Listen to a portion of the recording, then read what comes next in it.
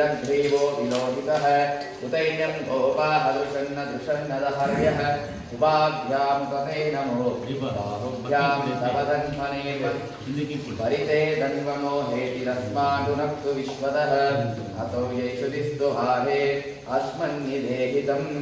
शम्भवे त्रिपुरान्तकाशत्रिकाग्निकालाग्निरुद्राय नीलकण्ठाय मृत्युञ्जयाय शम्भवे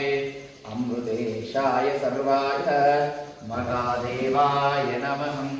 इति दिव्यभस्मं धारयामः त्र्यम्बकं यजामहे सुगन्धिं पुष्टिवर्धनं उर्वारुकमिव बन्धनः